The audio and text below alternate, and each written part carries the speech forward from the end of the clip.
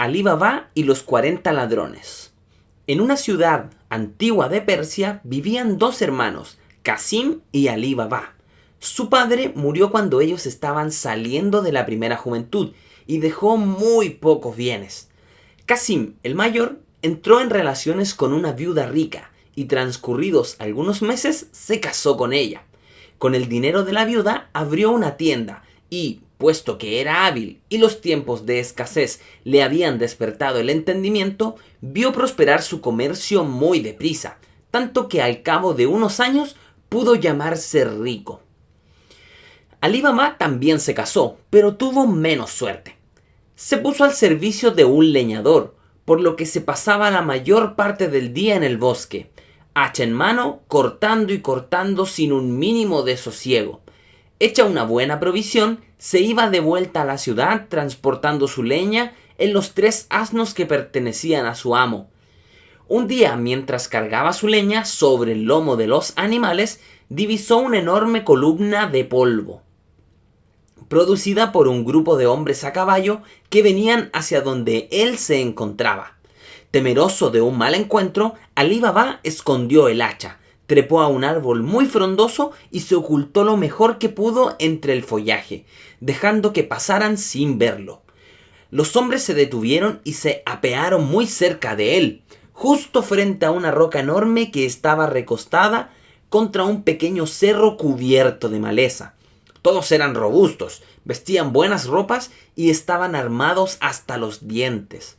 Alí Baba no dudó ya de que fueran ladrones. Los contó y eran 40. El que parecía ser el jefe se acercó a la roca. Parándose frente a ella, exclamó en voz tan alta que sus palabras llegaron claramente a los oídos de Alí Baba. «¡Sésamo, ábrete!». Con estas palabras, la roca se abrió con gran estruendo. Por la abertura fueron pasando uno tras otro los 39 bandoleros y por último el capitán.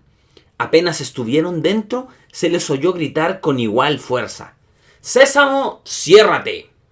Alí Baba no quiso moverse de su sitio, asombrado y curioso por lo que estaba pasando.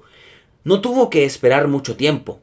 Aún no pasaba media hora cuando oyó un ruido subterráneo, para después ver cómo se abrían lentamente las rocas. A no dudarlo, alguien se disponía a salir. Los fue contando para estar bien seguro. 1, 2, 10, 38, 39 y 40. El último en emerger fue el capitán, que una vez fuera volvió a gritar: «¡Sésamo, ciérrate!». Todos volvieron a montar sobre sus caballos y se alejaron del lugar. Alí Baba salió de su escondite y se acercó a la roca, y para probar si las palabras que decía el jefe de los ladrones también dieron resultado pronunciadas por él, dijo: «¡Sésamo, ábrete!». De inmediato la roca giró y Alí Baba pudo entrar a la cueva. ¡Oh, maravilla! No se encontraba en una gruta oscura, como pensó, sino en una sala bien iluminada. Ricas alfombras, soberbios tapices, bellos muebles, armas, joyas y toda clase de riquezas se acumulaban en el recinto. Unas puertas conducían a otras estancias y galerías donde se alineaban cofres finos y robustos sacos de cuero, rebosantes de monedas de oro y plata, de rubíes, de zafiros y otras pedrerías, junto a enormes lingotes de los metales más preciados. Alí Baba se quedó con la boca abierta. Como hombre piadoso que era, pensó que Alá premiaba de aquella manera su constancia y perseverancia en el trabajo. Sin perder tiempo salió en busca de sus asnos, los reunió a la entrada de la caverna y los cargó con todo lo que pudiesen llevar, eligiendo entre aquellas riquezas lo que más le convenía, el oro y la plata acuñados en relucientes monedas. Tapó el precioso cargamento con ramas del bosque para que nadie en el camino se percatara y pronunció en alta voz: «¡Sésamo, ciérrate!». Y la roca volvió a tapar la puerta de la cueva. Alí Baba se encaminó hacia la ciudad y llegando a su casa contó a su mujer lo que le había pasado, pidiéndole que guardase el secreto. La esposa, muy contenta por la suerte que había tenido su marido, lo ayudó a cavar un hoyo en el patio de la casa para enterrar el oro. Era, sin embargo, una mujer curiosa, como lo son todas las mujeres, y no se contentaba con admirar el maravilloso y reluciente montón. Quiso también contar las monedas, y cuando vio que eran demasiadas, decidió medirlas. Pero eran tan pobres que ni siquiera tenían una medida de granos. La mujer entonces se dirigió a la casa de su cuñada rica, en busca de un selemín.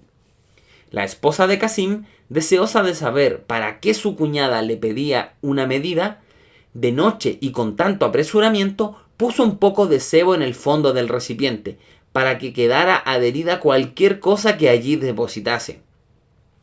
De vuelta a casa, la mujer de Alí Baba comenzó a vaciar una tras otras las medidas.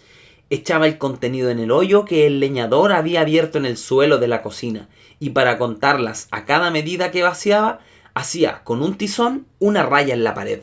Devolvió la medida temprano el otro día, sin percatarse de que en el sebo del fondo había pegado un dinar de oro. Apenas se hubo ido, su cuñada descubrió la moneda, y cuando Casim llegó esa noche a su casa, le contó lo que había pasado diciéndole: «Casim, tú te crees rico, pero te engañas. Alí Baba es mucho más que tú. No cuenta el dinero como nosotros, lo mide en recipientes», y le enseñó la moneda de oro. Esto despertó la envidia de Casim, quien fue a ver a su hermano a la mañana siguiente y le explicó lo que él y su mujer habían descubierto. Alí Baba no pudo ocultar ya nada y le confesó lo que había pasado, además de enseñarle las palabras apropiadas para abrir y cerrar la roca. Los hermanos acordaron ir ambos a la caverna en 8 días más, con numerosas bestias de carga. Casim, sin embargo, resolvió para sus adentros no esperar a Alí Baba y salió, pues, él solo esa misma madrugada con 10 burros cargados con grandes cofres. Tomó el camino que le había indicado su hermano y no tardó en encontrar la roca que tapaba la cueva. Acercando sus mulos a la parte en que debía estar la entrada, Casim gritó: «¡Sésamo, ábrete!». La roca dejó al descubierto la entrada de la cueva, y una vez que Casim entró, se volvió a cerrar. Deslumbrado, Casim empezó a revolverlo todo, como si súbitamente hubiera enloquecido. Todo se lo quería llevar. Tantas riquezas acumuló para cargar sus mulos que el sudor le corría por la frente. En su ansiedad, perdió por completo la noción del tiempo, y cuando ya tenía llenos los cofres y solo le faltaba salir de la cueva cargado en sus animales y emprender el regreso, se dio cuenta de que había olvidado por completo cuál era la palabra mágica que lograba abrir y cerrar el lugar.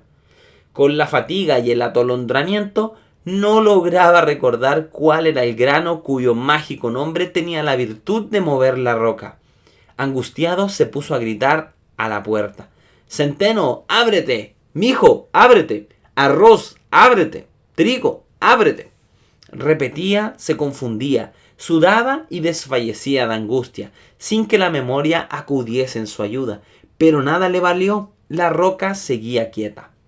Cerca de la medianoche, volvieron los ladrones y vieron los burros de Casim en la entrada de la cueva, cargados con los cofres. Inquietos por este hecho extraño, los ladrones, sable en mano, se pararon frente a la puerta mientras el jefe pronunciaba las palabras. Casim, que había sentido el ruido, pensó que su muerte estaba próxima y pensó salir corriendo apenas abriera la puerta, pero lo hizo con tan mala suerte que derribó por tierra al jefe y allí nomás los otros bandidos lo remataron. Luego cerraron la cueva, dejando adentro el cuerpo sin vida de Casim. Mientras tanto, la mujer de Casim comenzó a inquietarse. Cuando vio que se hacía de noche y su marido no llegaba, entonces fue a casa de Alí Baba y le habló de su inquietud.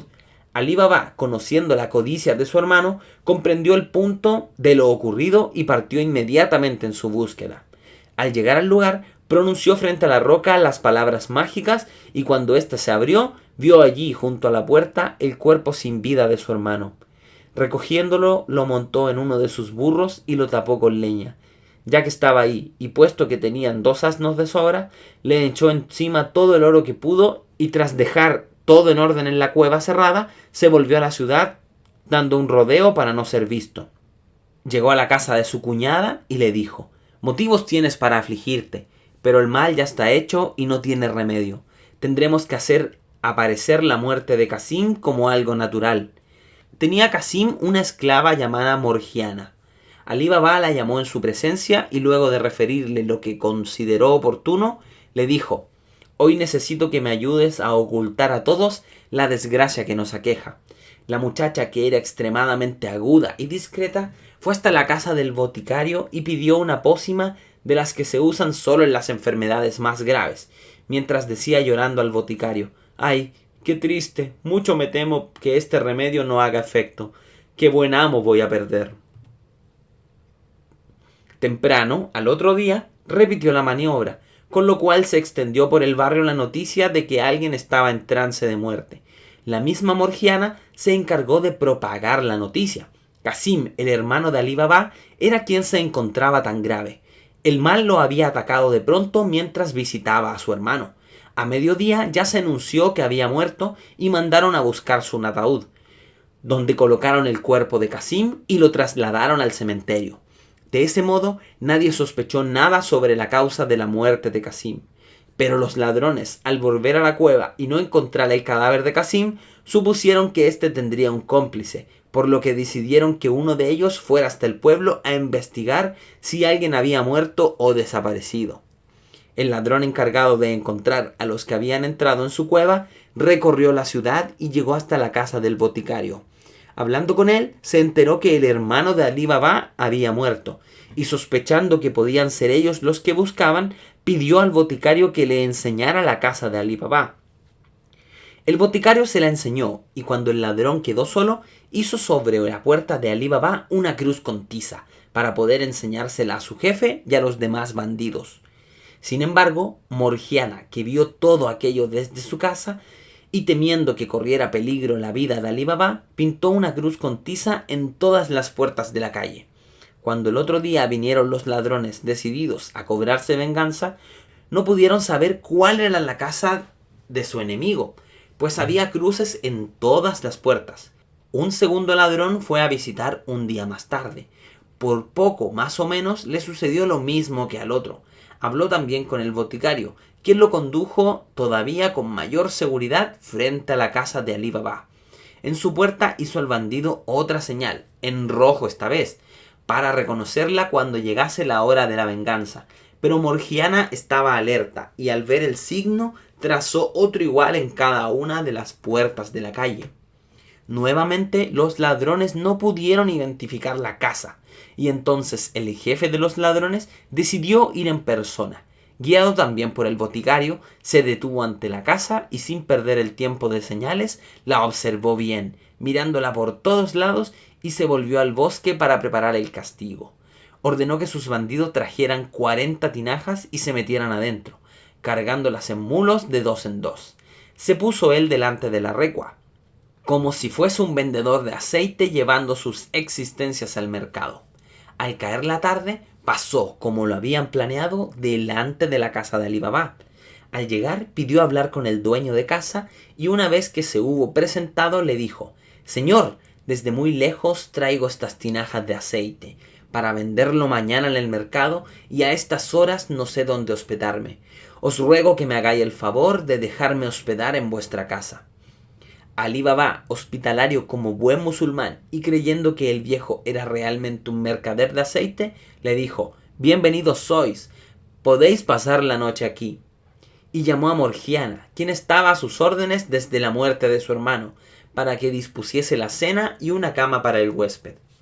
Cuando Alí Baba se retiró, el jefe de los bandidos salió al patio donde habían quedado las tinajas, y fue desde la primera a la última diciendo: «Cuando yo tire piedrecitas desde el cuarto que me han dado, saldréis de la tinaja». Cuando todos se fueron a dormir, Morgiana, que aún trajinaba en la cocina, se quedó de repente a oscuras, pues el candil se había consumido todo el aceite. No había más aceite ni velas en la casa, por lo que Morgiana se le ocurrió tomar la jarra de aceite y bajar a buscar un poco de las tinajas que había dejado allí el falso mercader. Cuando se acercaba a una de ellas, sintió una voz que venía del interior que preguntaba: ¿Es ya la hora? Entonces se dio cuenta de que algo malo pasaba y que su amo y su familia corrían peligro. Contestó a la voz: «Todavía no, pero pronto será». Así recorrió todas las tinajas contestando lo mismo, y se dio cuenta de cuántos bandidos habían entrado a la casa escondidos en las tinajas. Eran 39, y la última tinaja era la única que contenía aceite. Morgiana tomó una enorme caldera y la llenó con el aceite de la última tinaja y la puso al fuego. Cuando el aceite comenzó a hervir, lo fue arrojando dentro de cada tinaja. Una vez terminada esta operación, fue a la cocina, apagó la lámpara y se fue a dormir. Una hora más tarde, el jefe de los ladrones salió sigilosamente de su cuarto y arrojó una piedra a la tinaja más próxima. Naturalmente no tuvo respuesta. Repetido en vano el intento y temeroso de algún percance, bajó al patio en busca de sus hombres y, acercándose a la primera tinaja, sintió el olor del aceite caliente. En el acto se dio cuenta de que su plan había sido descubierto y, forjando una cerradura que daba al jardín, huyó lejos de allí. Al día siguiente, Morgiana explicó al asombrado Alí Baba lo que había ocurrido. «Te debo la vida», dijo Alí Baba, «y para darte una prueba de mis agradecimientos, desde hoy te doy la libertad y 10.000 sequíes». El jefe de los ladrones, mientras tanto, había ideado otra manera de entrar a la casa de Alí Baba, tomando el nombre de Cogia Hussan, y disfrazándose de comerciante de finísimas telas, se presentó nuevamente. Alí Baba ordenó a Morgiana que preparase una rica cena para el distinguido señor, pero la fiel esclava reconoció casi en el acto al jefe de los ladrones y, observándolo atentamente, notó que llevaba un puñal escondido en las vestiduras. «Ya comprendo», se dijo, «este malvado es el peor enemigo de mi buen amo. Pretende asesinarlo, pero yo lo impediré». Se fue a su cuarto y se vistió con un traje de bailarina. Se ciñó a la cintura una cadena de plata que terminaba en un puñal también de plata. Ordenó a otro sirviente que tomara un pandero y que la siguiera, mientras ella terminaba su atuendo con una máscara para danzar. Después de bailar un rato al frente de Alí Baba y el falso Cogia Hussan, sacó el puñal de plata y, usándolo como parte de la danza, lo presentaba frente a los espectadores, en la forma en que las bailarinas profesionales lo hacen, implorando la generosidad del público. Alí Baba echó una moneda de oro en el pandero y Cogia metió la mano en su bolsa para ofrecer una también, cuando Morgiana se arrojó sobre él y le clavó el puñal en el corazón. Alí Baba dio un grito. «¿Qué has hecho, desdichada?», le dijo. «He hecho esto para salvaros, señor, a vos y a tu familia». Y, abriendo el vestido de Cogia Hussan, enseñó a su amo el puñal con el que estaba armado. «Miradlo bien, es el falso mercader de aceite y el jefe de los ladrones». Lo reconocí enseguida. Alí Baba abrazó a Morgiana y le dijo: «Te di la libertad, ahora te casarás con mi hijo». Pocos días después se celebraron las bodas de Morgiana con el hijo de Alí Baba. Este no volvió por la cueva de los ladrones por mucho tiempo. Al cabo de un año, invitó a su hijo y los dos montaron a caballo y se acercaron al peñasco. Alí Baba dijo: «Sésamo, ábrete», y la roca giró. Entraron los dos y se dieron cuenta que nadie había regresado por allí desde que murieron los ladrones. Alí Baba y su hijo llenaron sus maletas de oro y las cargaron en sus caballos para regresar a la ciudad. Desde entonces vivieron con todo esplendor las familias de Alí Baba y su hijo, pero sin confesar a nadie más el secreto de la cueva.